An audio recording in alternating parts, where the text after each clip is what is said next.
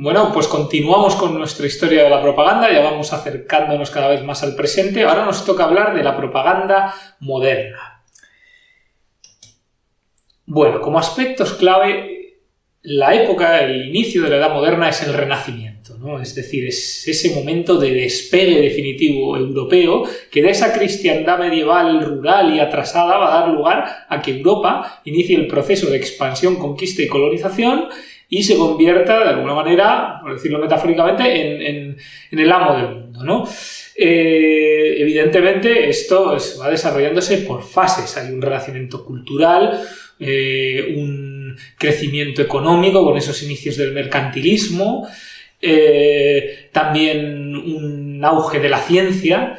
Es decir, estamos hablando, es la época de Da Vinci, ¿no? De Maquiavelo, Rafael, de Miguel Ángel, de Carlos V, de Francisco I,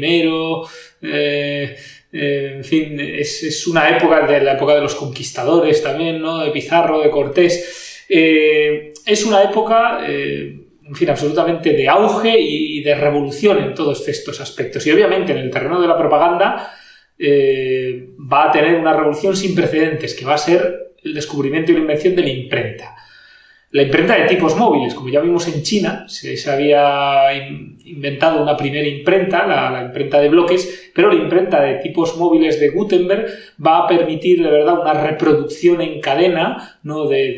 Tanto de libros como de obras más pequeñas, como van a nacer opúsculos, fascículos, incluso ocasionales, semanales. En definitiva, van a hacer el periodismo.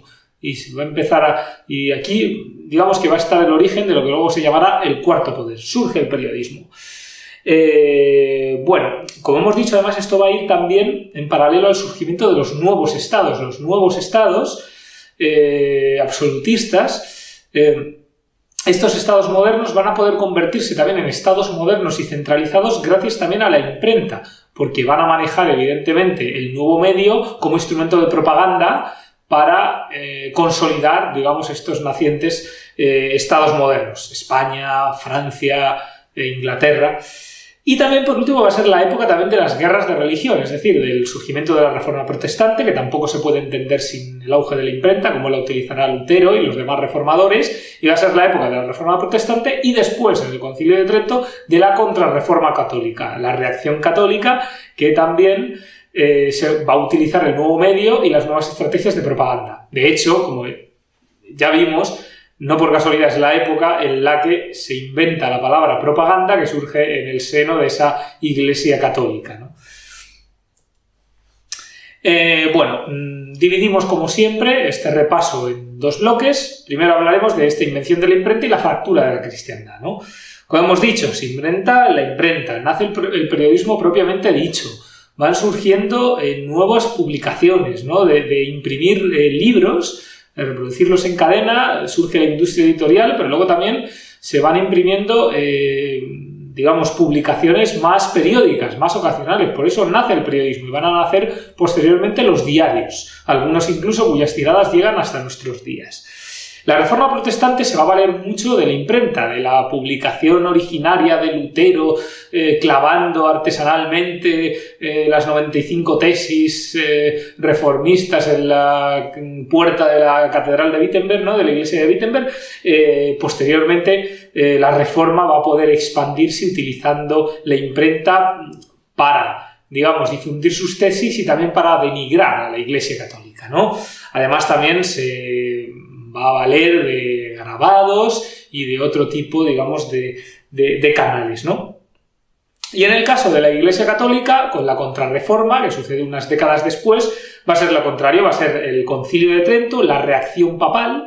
Se va a generar toda esa propaganda papal donde Ignacio de Loyola, los jesuitas, van a tener un papel protagonista, la orden, la Compañía de Jesús se crea para luchar básicamente contra la Reforma, también para expandir, como vimos, el catolicismo en las tierras de misión, ¿no? Pero sobre todo para combatir a la Reforma. Y, como dijimos, por ejemplo, en 1622 es cuando surge esa Sacro Congregatio de Propaganda Fide, en la que por primera vez aparece el término propaganda, y la Iglesia Católica se dota ya de una organización exprofesa, hoy la llamaríamos una oficina de propaganda. Bueno, Ponemos, como siempre, algunos ejemplos ilustrativos, ¿no?, para marcar esta etapa de invención de la imprenta y fractura de la cristiandad. Ahí tenemos a Lutero clavando sus 95 tesis, ¿no?, en la puerta de la iglesia de Wittenberg. Un grabado protestante muy gráfico, el Papa Asno, obra del artista Lucas Cranach, ¿no? Ahí tenemos al Papa, justamente. La imprenta permite luego reproducir grabados en cadena y la imagen se convierte en un elemento de persuasión muy importante. Ahí tenemos, pues, al Papa convertido en el anticristo, realmente, ¿no?, con los símbolos del Vaticano para marcar ese estado corrupto y corrompido. También aquí tenemos la reacción católica, ¿no? El arte barroco, pues ahí tenemos a la Basílica de San Pedro, ¿no?, con la columnata de Bernini, ¿no? El arte barroco justamente será tan expresivo, tan dramático para marcar la primacía de la imagen en el catolicismo, en contraposición al protestantismo, que de alguna manera es un poco iconoclasta y considera la imagen como idolatría y no la utiliza tanto, ¿no? Pues la Iglesia Católica justamente realzará el culto de las imágenes. Pues hoy en día en el catolicismo pues hay tanto vírgenes, santos, tanta iconografía en general, ¿no? Su eclosión es justamente en el barroco como reacción a la Reforma. Y también un ejemplo de la reacción a la Contrarreforma, como hemos dicho, es Ignacio de Loyola, ¿no? Aquí le tenemos escribiendo su manual de propaganda, como hemos dicho, primitivo, sus ejercicios espirituales que sirven tanto como lavado de cerebro para los fieles, como posteriormente para que puedan predicar y soportar todos los sacrificios que sean necesarios en las tierras de misión, ¿no?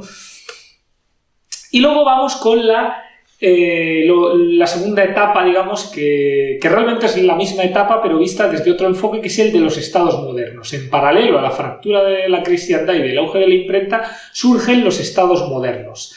Y estos estados modernos se van a valer de la propaganda y sobre todo del nuevo medio de la imprenta para consolidar su poder, como hemos dicho, ¿no? Entonces, la propaganda se convierte en un instrumento al servicio de estos estados modernos. Se crea además esa construcción que ya decía Maquiavelo, como comentábamos, del prestigio del príncipe, ¿no? Esa imagen del príncipe. Es decir, surge el perfecto príncipe renacentista, que es una fusión entre el paladín medieval, el caballero heroico medieval, y el estadista moderno. César Borgia será claramente el paradigma, ¿no?, el primer ejemplo de estos estadistas modernos, ¿no? Y para ello pues se rodearán de toda esa pompa y ese ceremonial de las grandes cortes modernas, ¿no?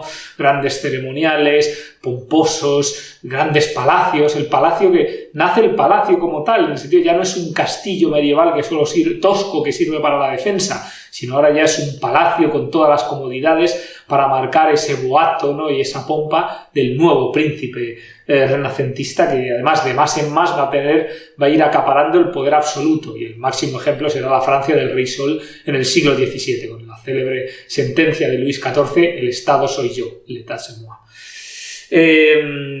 Esta propaganda, digamos, de los estados va a tener una vertiente defensiva y una vertiente ofensiva. La vertiente defensiva va a ser sobre todo la censura, el inicio de la censura, es la época del cardenal Richelieu, como dijimos. Es decir, al haber tantas publicaciones, pues enseguida tiene que surgir una censura que controle el flujo informativo. Y los estados se convierten en grandes aparatos censores también, para controlar ese flujo informativo y que no entre en el estado la propaganda que se considera perniciosa, ¿no? Y luego también hay está el carácter ofensivo, que es justamente toda esta propaganda, tanto interior como exterior, de promoción del príncipe renacentista, del monarca absoluto, ¿no?, a través del mecenazgo de artistas. Es la época de los grandes mecenas, ¿no?, artistas que trabajen al servicio de los príncipes. Y luego, de publicaciones. La publicación, además, al tener ese carácter, ¿no?, de tipográfico, ¿no?, pues le da un aspecto casi divino, ¿no?, a la propaganda. Es decir, parece que viene escrita por los dioses, o por lo menos por gente superior, porque la caligrafía, pues obviamente, pues es artesanal, y sin embargo ahí podemos tener una tipografía más mecanicista, ¿no?, y que parece perfecta, ¿no? Obviamente el Estado hace saber, de ahí viene la frase de si hace saber, el Estado controla las publicaciones, es el que publica y por lo tanto es el que hace saber y se rodea de todo ese halo de superioridad y de prestigio, ¿no? Y al mismo tiempo nace la opinión pública, es decir, ese concepto que ya vimos que teoriza el cardenal Mazarino, que surgirá en los cafés parisinos en el siglo XVII y que luego tendrá su repercusión porque de ahí será el embrión para que posteriormente en Inglaterra y sobre todo en Francia surja la Ilustración que finalmente socavará los cimientos de estos todopoderosos estados absolutistas. Bueno, ahora como siempre unas imágenes, tenemos a César Borgia, ¿no? Como dijimos, el paradigma el ejemplo del perfecto príncipe renacentista, los jardines, ¿no? de Apolo, del Palacio de Versalles, ¿no? Como el gran núcleo de ese estado todopoderoso francés, ¿no? Que es el estado del Rey Sol. The Times, ¿no? Como dijimos, surgen las primeras publicaciones y un ejemplo es The Times, que llega hasta nuestros días. Esta es, por ejemplo, el primer ejemplar de The Times. Y por último, pues tenemos por ejemplo el Palacio del Kremlin, por irnos también, por no hablar solo de Europa occidental, ¿no? Por irnos también a Rusia, que es un estado que con herencias bizantinas de ese imperio romano de Oriente que sobrevivió a la Edad Media, que solo cayó después, 1000 años después, conquistado por los otomanos, la herencia un poco de ese mundo bizantino también, con influencias mongolas y tártaras, va a ser el nuevo estado ruso. Y bueno, el Kremlin, ¿no? Como el gran palacio de los zares, que es una obra arquitectónica preciosa, pero además va a ser también un claro ejemplo propagandístico de los nuevos zares de Rusia. Y finalmente, como siempre, una frase para la reflexión, como no podía ser de otro modo, en la Edad Moderna, pues tenemos que citar a Nicolás Maquiavelo. Hay que ser zorro para conocer las trampas y león para espantar a los lobos.